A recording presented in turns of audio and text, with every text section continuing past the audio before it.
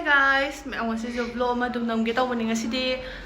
mayam yamna kanaba vlog oina semake bako haide adum huzgan Engthamtha jo oibanina lok nung khubo khotba je mayam tawnaramni dana ko aduduna ai adum vlog macha macha dum semake tawbane kanani na khanbagi ko ado ngasi je purnima numine ko aina video namni je ado tha han ulake yengminase Tha's asingudadi am phajai sauraga jujuga video dadi kaya bu udre khoi ma hoi injang se mine hozgan ingamni na hitar yaire ado si je kai injang no hairo comment ta ai maming asingmudo khangde leiga satle koi sai ga sayol ga walking halak ta ngai bu ko aduna si je sembi ge tawbane bu koi sai gi thakna ba itare walking halak kan si je thae bu ko adum khanau nung seng na bu ko na nungai nam ai si je gi kan na ba me am leigre ko ai dum hairak ke bu ko mathang mathang ado me am na su pam ni na khale bu ko aduna video se lol ko ing bio ado kana ba jing do dum khangmina je ba ko ado si hana thilura se me am si je koi sai gi hana thilaga pi thak ke bu ko ma khanau nung pun ba khot ba lo khu do do pha ba gi thak pa ne bu ko do ising se ising hai dingai da si hana yan jalage ai dum kamai thai ha ba dum haira ke ba ko ma dis mai ni am simple loina thai ba hai di khui gharaga si jiga thai ba ko ado atai tai myam kai kai yanar ga thak pa su ya ba ne ba ko ado ayam na si dang tha su dum yai ko khui hai na da ba mi oi tar ga de loi da ba ne ha du yaw dra ba ne ba chamas am tang ni da khoi sai thak tois sige chamas se ini duka jeng taga ini ising hajal lagi adudi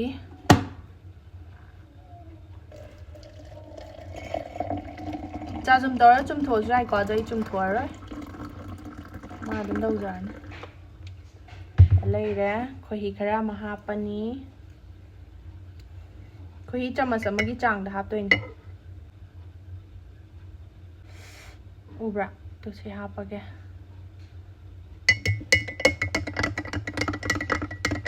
lôi đấy xin nè lôi đấy cái thì thật tin nó ok đơn hay là hai đó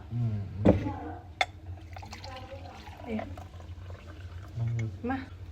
cái sai cái gì đã hay bi đấy xin là ai cái thằng anh lão cái thì thật tin nó xin là thật tin là xong thật tin là give it to me cái sai hàng cái thật bên này đó mà hao đó có mấy tuổi hàng cái thật bay đâm hay nào vậy 싫어 하고 좀 짜 닭보동 짭만 이게 장강 타보자 ma'am सिगी मुलेथी powder से थकान दा अखोई लो खुरगा लेबा अदगिदी अखोई खनाउ दा canoe मपल लगा लेबै type दा तौबा म लेबै दो हाइदी तिन योट पदु नुंगाइ तबा दगा लो खुरजु नुंगाइ तबा गुम्बा दो अदुगुम्बा दा थकपा दा सु यामना खानै बा को अदु अखोई की कोलेस्टेरोल फैट गुम्बा दो याम फजना रेगुलेट तौरगा थंबा दो अदु सु ओइ बको सि थकान दा अदुगा अखोई की ऑटो इम्यून डिजीज हाइदी अखोई की कैनो म पोट अमा चारु कान दा इसा दा चाना दबदगी लेना मखल अमा ओन की बा अदुगुम्बा लेदना को अदुगुम्बा दो सि थक तार दum ngak thopi ba ngam me bu ko duga akhoi ki jaundice tau kan da haidi liver gumba yamna soksal lega in haida ne ko ado si thak pa da dum yamna kanaba pi ba do adu do oi ko duga akhoi ki menopausal relief gumba do provide fajana tau ba do haidi akhoi ki hormone gumba handharak pa leidana ko nupi da adu gumba do fajana ngak thopi ba do haidi handharak ka da dagi fajana balance tawga thamba do adu gumba do oi ba ko adu duna sigi mulethi powder se yamna kanaba ne ba ko adu akhoi ki mai da kai da seasoner su loina ma gyai ba ko mai manung da kamai na kai kai yaur i do ai dum haijara ke ko mathang ta aduga koi gi mai da kamai season ni kamai kai kai phei hab du ai dum mathang dum haijara ke mulethi powder je smai na yeng kan di yamna pik pa man mane ko ado manung da magi purity and authenticity certificate yauzare aduna season ba da kai shuki ningai oi di how to use aduga brush spoon honey aduga mulethi powder smai yaurei ko ado me mai da season ba ju high fat ulak ke ko ai si je face mask sem doi ne ko aha ma mai mulethi powder do spoon ma ha pe aduga honey khara ha pe aduga machu khara ha pe ko aduga ising khara hapchalaga sumaina noi khai kana sumain tor eba ko aina si je tai ki bagi video dum record to le hobane ba ko aina dum hapcharak pane ahan batai bagi ne ba ko ado ahan batai ba numit gi dum nungai ba ko nongmada anira dum sumai sizina ba ya adu ga khoi gi scrub oina sizinar se dum ya ba ko mai je ta thore tu mai je kai ne tho law ga ing law ba gi fil ma phaw da dum mai tawe ba ko freak loi chola ba ne ai mai taru ba gi ado mai je mon law ga nungai mai de sizinar su nungai adu ga hakchang da thakan da jam phai de na ko khoi mai de kai da pigmentation dark spot kum ba lai ba do adu su dum phan ma ngam ne adu ga khoi gi menstrual cream to ba do dum flow regulating recipe oina dum sema su ya bane ba ko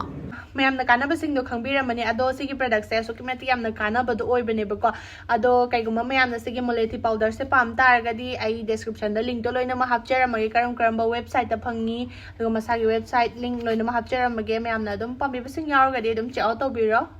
ꯍꯧꯖꯤꯛ ꯃꯩ ꯌꯥꯔꯅꯤ ꯁꯨꯃꯥꯏꯅ ꯏꯪꯕꯒꯤ ꯍꯦꯚꯟꯁꯦ ꯂꯨꯝꯅꯕ ꯍꯦꯚꯟꯁꯦ ꯑꯃ fever ꯇꯧꯔꯒ ꯀꯩꯅꯣ ꯇꯧꯕꯗꯣ ꯐꯨꯔꯤ ꯐꯨꯗꯣꯛꯄꯗꯣ ꯑꯗꯨꯗꯣ ꯀꯟꯅ ꯇꯧꯔꯤꯕꯀꯣ ꯃꯁꯥꯁꯦ ꯏꯪꯍꯟꯅꯤꯡꯗꯦ ꯁꯨꯃꯥꯏꯅ ꯂꯩꯒꯦꯀꯣ ꯁꯅꯥꯁꯦ ꯌꯦꯡꯉꯨꯁꯦ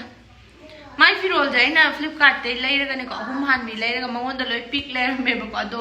ꯄꯤꯛꯑꯁꯨ ꯄꯤꯛꯅ ꯑꯗꯨꯝ ꯁꯦꯠꯆꯜꯂꯦ ꯀꯕꯣꯛ ꯀꯕꯣꯛ ꯀꯣ ꯁꯅꯥ Hi baby Hi guys Bye guys Bye Bye video loisilage ngasigidi mathanggi video da amuk thengnarase Bye mayam Heaven gi side dagi su bye